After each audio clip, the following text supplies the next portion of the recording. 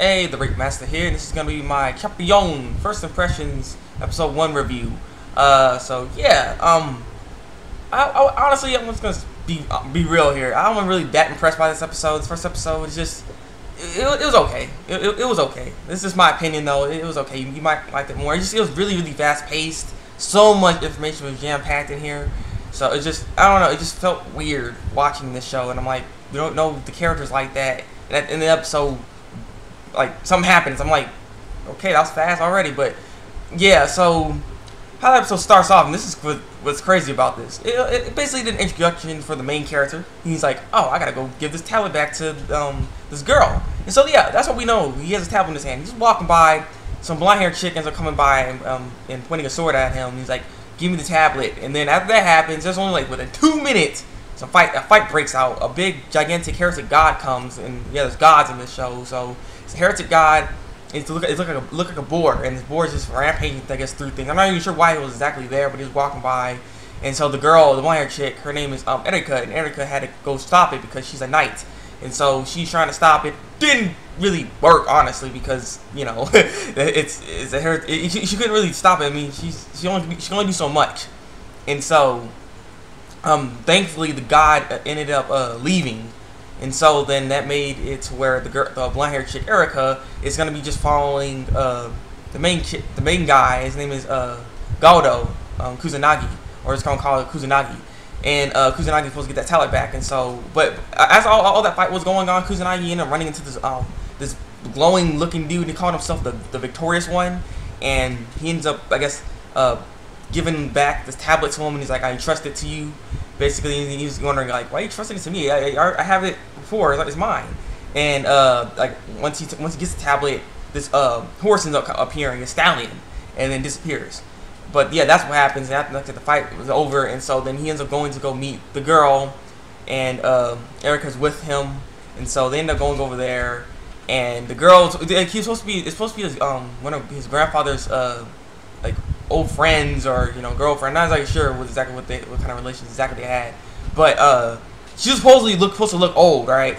He goes in there, she's wearing like a freaking lingerie, and she looking like 20 years old and crap. And he was like, why aren't you looking old? I mean, I don't know. And she's like, oh, you know, thing is, I should appear old, but, you know, I keep myself good and stuff. And she has magical powers and whatnot. She was talking through a cat when they first met. It was funny. And so yeah, she has magical power. It was part of the reason why she's, you know, looks so young and everything like that. And she's like, you want to take a peek? And the guy's like he wants to go see, yeah. But then Erika's like, you sick son of a gun. And he's like, no, it's not like that. And so basically, he ends up trying to get the tablet back to her, and then she talks to him and says, well, hey, did you meet anyone recently besides this girl? And he's like, no. Well, I met this one boy. And he's like, huh. She's like, huh. Here, I'll give it back to you. And apparently, that boy, the Victorious One, is a god, and the god entrusted that thing to him, so he can't really mess with it. So, and it's also not an ordinary tablet. It has Prometheus in the tablet, which is like a trickster god where he can take other people's powers away, basically. So that it'll make bad trouble happen around them. So that's why she gave the tablet back to him, and so she wants him to keep it. And so then they're just chilling and everything. There's a little itchy scene that happens here. Freaking Erika gets drunk. She don't know what's going on. And so then Kusanagi ends up taking him back to her room and everything. And then she had to kind of undress her because that's what she wanted. And so yeah, and that's where the kickiness kind of coming right there. But he couldn't get out the room after he did all that because the room was locked because of Lucreta, because that's her name. That's her name. Lucreta is the old chick, but that don't look old. Her name's Lucreta, and she locks the door basically. And yeah, now they're in there stuck together until, I guess, till morning, I guess. And so she's waking up, punches him in the face, and was like, you know, you saw me like this, so I'm gonna have to kill you. Basically, that's what she was saying. And as that was about to happen, another attack happens, and then this is what happens. This guy named Malquart ends up coming. He's the god of the ocean, basically. He rules over the entire ocean.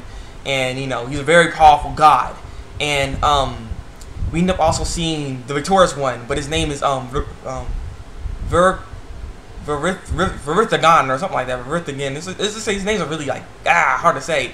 But yeah, I was gonna call him the Victorious One. The Victorious One was there, And he's like, huh, this is interesting, because, you know, he actually knows this guy, and he actually knows his actual name, which is freaking funny. The main character, Kusanagi, as they're in the car, he ends up saying it with Malcart at the same time, like in unison.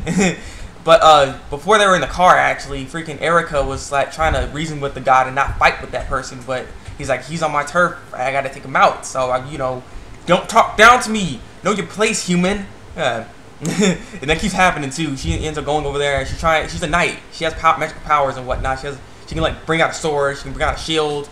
And yeah, she's trying to stop them from fighting because it could blow up the whole world, or what it seems like, or just destroy the island, or you know, the place they're at, basically. So she's trying to stop them, but to no avail, because they're not listening. They're gods. They don't want to speak. They don't listen to a human. A human.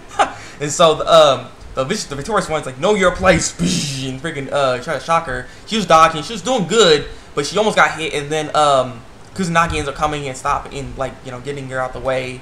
And he ends up trying to do something pretty epic too. And he ends up making a deal with Melkart in order to fight with the victorious one. They basically gonna team up to face him, and the victorious one's like, yes, I want competition, because apparently victorious one is able to summon gods here, so then he can have his fights with them. That's the whole point. So once these gods keep coming, because he wants to fight them, and you know, once he fights them, I guess he seals them and gets their power or some sort. I'm not exactly sure why exactly he fights. They explained it pretty well, but I messed up. But yeah, he ends up trying to. That's what he's trying to do, though. He's trying to fight all the gods. So is the whole point. And this guy's Melkart's pretty powerful, but not enough. He's not strong enough. Or not stronger than the victorious one, because the victorious one has a sword that can cut all divinity and everything. So it's just, he's very, very powerful. But he ended up Kusanagi ends up doing a deal with Melkart, and so he ends up getting protected by Melkart because the victorious one tried to shock him, and then there was this holy shield that came up, and so then he ends up bringing out the sword that can cut divinity, which is what that whole shield is. So he's cutting through it, and he's like, oh crap, well, this is not good. And so the girl's like, you gotta get away. And he's like, well, there's no way I'm gonna get away with this. This is a guy. So either I'm gonna get killed by running away, or I'm gonna get killed using the power, because, you know, the power can also kill him. Because he wants to try to use that tower. And she was like, don't use it because it can kill you. But he's like, what other choice I have? And so he ends up using the power. Puts it hits Victorious One. He actually ends up getting hit by it. And apparently he ends up taking the sword, the sword that can cut all divinity. And so he ends up having the sword, and he ends up using this magical power. And apparently, first he gives a good luck kiss, right? You're like, oh, okay, that's the first time already, you know, the good luck kiss. But then, boom, they kiss right there, because then that unlocks his power, like his ultimate power and everything. And then, bam, it ends up stabbing the victorious one, or whatever his name is. You know, he ends up getting killed basically, or destroyed. So now he's no more. And so that was basically the end of the episode. And like I said, it was interesting. I'll say a lot of this lot of God talk and all this power. It just is very interesting how all of it's gonna go together. Hopefully it's not so fast. Like I said, it felt fast. Like this first episode felt kind of fast. I'm not sure if I'm the only one that felt that, but it felt a little fast because a lot of information was getting thrown at us. So if I'm pretty sure if I missed something, so, or we didn't explain certain things right, because like there was a lot of information that was built up in this episode. But nonetheless, it was an okay episode. I'm just looking forward to seeing some more. Hopefully they tone down on the speed, because like I said, I think it was a little fast for me. So yeah, what are you guys' thoughts on this show here? Leave your comments below. Tell me what you think. Like if you like this review, and subscribe to my channel subscribe to my channel if you want to see some more. I forgot the freaking sub bar is down here now. But yeah, it's been the Thabreakmasta, and until then, break out.